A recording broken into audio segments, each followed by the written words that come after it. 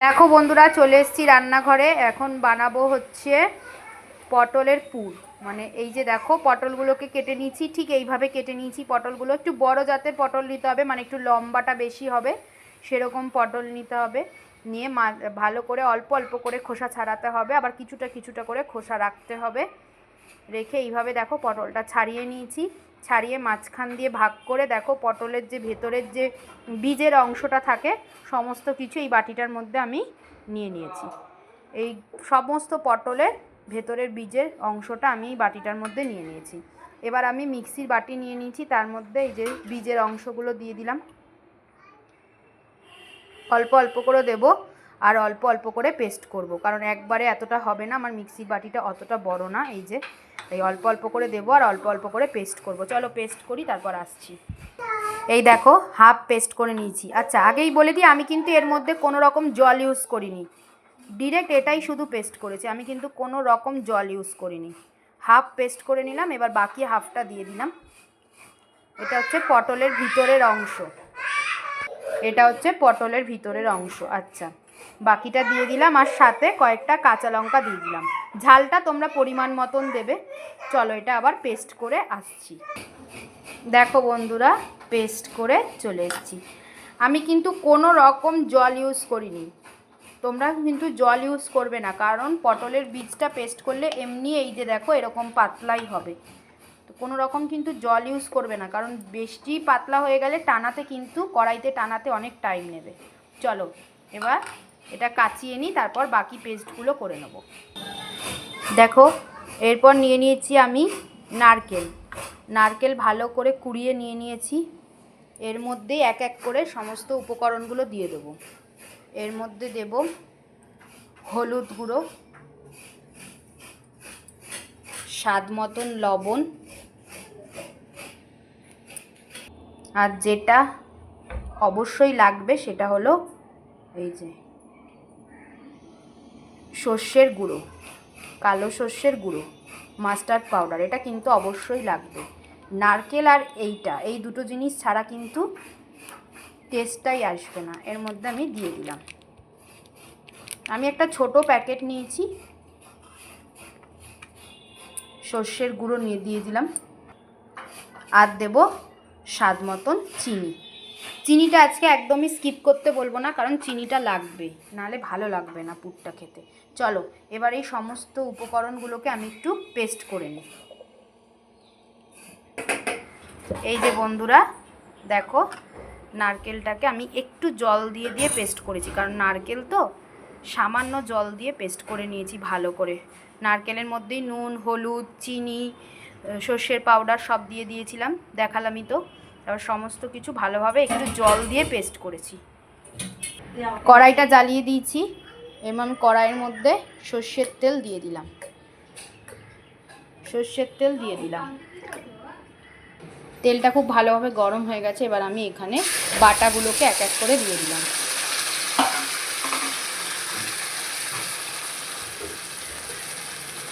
এবার কিন্তু খুব ভালোভাবে কষাতে হবে। নুন হলুদ মিষ্টি সব তো দেওয়াই আছে, কাঁচা লঙ্কাও দেওয়া আছে, তাই এখানে আর কিছু দেবো না। এবার যেটা করতে হবে যে পুরো আটো আটো করে নাবাতে হবে, মানে অনেকক্ষণ ধরে এটাকে নাড়াতে হবে, কষাতে হবে, একদম আটো আটো হবে, তারপর এটা নাবাবো। পুরের মতন হবে এটা, তারপর নাবাবো। চলো দেখতে থাকো, আমি কষিয়ে নিই, তারপর আসছি। এদিকে তো পুরটা কষানো হচ্ছে, দেখো অনেকটা আটো হয়েছে, এখন আরও কষবে।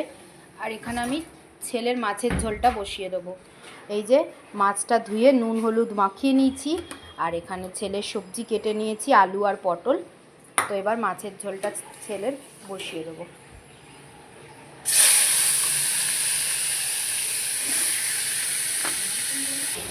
দেখো বন্ধুরা, পুরটা আমার হয়ে গেছে। দেখো কি সুন্দর জলটা পুরো ছেড়ে গেছে, পুরটা আমার কমপ্লিট, পুর হয়ে গেছে।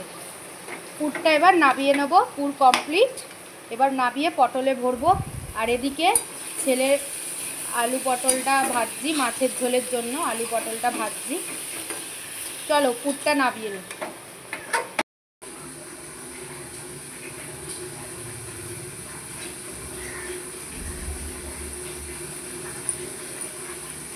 দেখো বন্ধুরা, এইভাবে এক এক করে সমস্ত পটলে পুরগুলো ভরে নিতে হবে। খুব সুন্দরভাবে ঠেসে ঠেসে পুরগুলো ভরে নিতে হবে এক এক করে।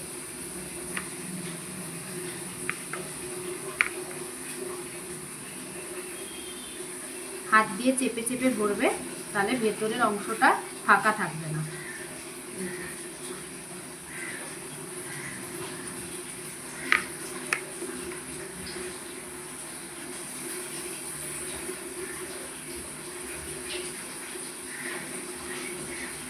এই যে পুরগুলো এইভাবে ভরে নিতে হবে, এইভাবে এক এক করে ভরে নিই। চলো পুরগুলো ভরে আবার আসছি। দেখো সমস্ত পটলগুলোতে আমি পুর ভরে নিয়েছি, দেখতেই পাচ্ছ সুন্দরভাবে একদম পটলগুলোতে পুর ভরে নিয়েছি। এবার আমি এখানে একটা ব্যাটার তৈরি করব পটলগুলো ভাজার জন্য। চালের গুঁড়ো নিয়েছি এখানে, আর বেসন নিয়েছি, পরিমাণ মতন চালের গুঁড়ো, পরিমাণ মতন বেসন, তোমরা তোমাদের পরিমাণ মতন নেবে। আর দেব সামান্য কালো জিরা, দেব পরিমাণ মতন হলুদ, আর দেব পরিমাণ মতন লবণ। এবার আমি জল দিয়ে এই সমস্ত ব্যাটারটাকে খুব ভালোভাবে রেডি করে নেব। এই ব্যাটারটাকে ভালোভাবে রেডি করব, জল দিয়ে ফাটিয়ে ফাটিয়ে, ভালো করে হাত দিয়ে ফাটিয়ে ফাটিয়ে ব্যাটারটাকে রেডি করব। চলো ব্যাটারটা রেডি করে আসছি। কড়াইতে তেলটা দিয়ে দিলাম, কড়াইটা কিন্তু খুব ভালো করে গরম করে নিয়েছি। তার মধ্যে সাদা তেল দিয়ে দিলাম। সাদা তেলটা একটু বেশি করেই দিতে হবে, কিন্তু কারণ খুব ভালোভাবে ফ্রাই করতে হবে, তো তাই একটু বেশি করে সাদা তেল দিলাম। এবার তেলটাকে ভালোভাবে গরম করব। এই দেখো বন্ধুরা, এখানে কিন্তু ব্যাটারটা আমি খুব ভালোভাবে করে নিয়েছি। দেখো বেশি পাতলা করলে হবে না, আবার একদম মোটা করলেও হবে না, নর্মাল ঘনত্বে ব্যাটারটা আমি ভালোভাবে ফাটিয়ে নিয়েছি। এই দেখো বন্ধুরা, ভালো করে ব্যাটারটা মাখিয়ে নিলাম পটলে, মানে পটলটা ভালো করে ব্যাটারে চুবিয়ে নিলাম। তারপর একটু জাস্ট ঝেড়ে নেব, ঝেড়ে এই যে গরম তেলে ছেড়ে দিলাম। এইভাবে সবকটা পটল আমি ভেজে নেব, খুব ভালো করে ভেজে নেব। আঁচটা কমিয়ে দিয়েছি, আঁচটা কিন্তু কমিয়ে খুব ভালো করে ভেজে নিতে হবে। বেশি দিইনি, তিনটে তিনটে করে ভাজবো, কারণ বেশি দিলে আমি উল্টাতে পারবো না, ওই জন্য বেশি দিইনি, অল্প অল্প করে দেব আর অল্প অল্প করে ভাজবো। গ্যাসটা কমিয়েই রাখবো যাতে খুব ভালোভাবে পটলটা নরম হয়ে যায়।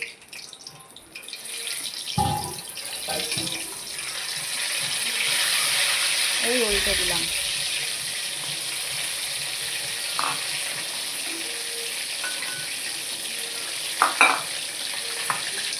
তোমরাও কিন্তু বন্ধুরা অল্প অল্প করেই ভাজবে, বেশি একবারে অনেকগুলো দিয়ে দেবে না, তাহলে কিন্তু ভাজতে অসুবিধা হবে। চলো ভেজে নিই, তারপর ফাইনাল লুক নিয়ে আসছি। এই দেখো বন্ধুরা, পটলের পুর ফাইনাল লুক। খুব সুন্দরভাবে দেখো এপিট ওপিট করে ভেজে নিয়েছি, পটলের পুরের ফাইনাল লুক। তো বন্ধুরা, ভিডিওটা ভালো লাগলে অবশ্যই শেয়ার করে সবার মাঝে পৌঁছে দিও, আর লাইক কমেন্টস করে পাশে থেকো বন্ধুরা। আমি জানি তোমাদের সকলেরই খুব ভালো লাগে আমার এইরকম রেসিপি ভিডিও দেখতে, তাই চেষ্টা করি সব সময় তোমাদের সাথে রেসিপি ভিডিওগুলো শেয়ার করার যেইটুকুনি পারি। তো চলো অবশ্যই এইভাবে একবার বাড়িতে পটল রান্না করে ট্রাই করে দেখতে পারো। গরম ভাত এক থালা এক নিমিষেই শেষ হয়ে যাবে, কথা দিলাম। চলো আজকের মতন টাটা, আবার দেখা হবে নতুন একটা মিনি ব্লগ নিয়ে বা রেসিপি ব্লগ নিয়ে তোমাদের সাথে। ততদিন তোমরা খুব ভালো থেকো, সুস্থ থেকো, এই কামনা করেই আজকে ভিডিওটা শেষ করছি। টাটা বন্ধুরা, আর শেয়ার করতে কিন্তু কেউ ভুলো না।